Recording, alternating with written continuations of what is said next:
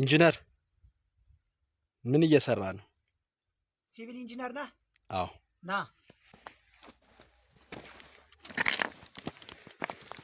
አንድ ጥናት ላሳይህ።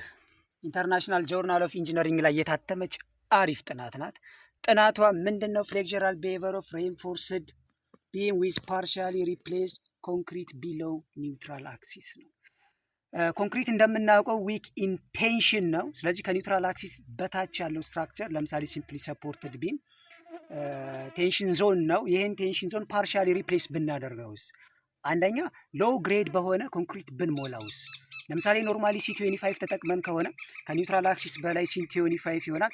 ከዛ በታች ደግሞ ሲ20 ሲሆን ምን አይነት አልቲሜት ሎዱ፣ ዲፍሌክሽኑ፣ ሞድ ኦፍ ፌይለሩ ምን ይሆናል? ሲ15 ብናደርገውስ? ከዛም በተጨማሪ ደግሞ ፓርሻሊ ሆሎ አድርገን ብናወጣውስ? ፓርሻሊ ሆሎ አድርገን ብናወጣውስ አልቲሜት ሎድ ካፓሲቲው ምን ይሆናል የሚለውን ላሳያችሁ። አንዱን አልቲሜት ሎዱን ብቻ ላሳያችሁ።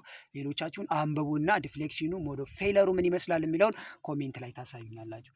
በጣም በሚገርም ሁኔታ ኦንሊ 25% ነው ሪዳክሽን ያሳየው። እዚህ ጋር አሳይልኝ። ኦንሊ 25.8 ሆሎ ቢም አልቲሜት ሎድ ካፓሲቲው 25% ነው። ይሄኛው 7 ኪሎ ኒውተን ላይ ፎሎ አደረገ። ሲምፕሊ ሰፖርትድ ቢም ናት የተሰራችው። ላብራቶሪ ላይ ነው የተሰራው። 15 በ15 እና በ70 ሳንቲም ያለች ቢም ተሰራች።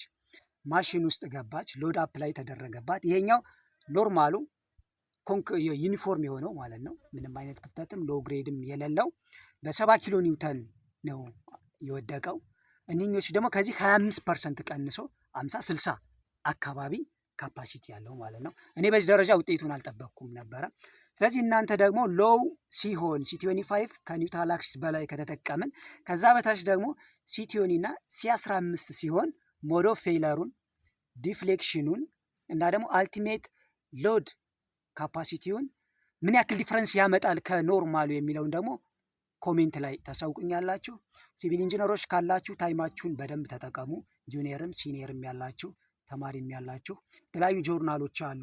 እነሱም ጥናት በማየት የተለያዩ ኤክስፐሪመንት ላይ የተሰሩ አሉ። እነሱም በማየት ኖሎጃችሁን ሰፋ እና አዳዲስ ሀሳቦችን እስኪያምጡ ለሀገራችን ጀስት የተማርነውን አፕላይ ከማድረግ የዘለለ አዳዲስ ማቴሪያል አዳዲስ ቴክኖሎጂ ወደ ማምጣት የምንሸጋገረው ጀስት ኤግዚስቲንግ ያለውን ሳይንስ ዘመኑ የደረሰበትን አንደርስታንድ ካደረግን በኋላ እንደገና ደግሞ ወደ አዲስ ነገሩ እንሄዳለን ማለት ነው። ፎሎ አድርጉ።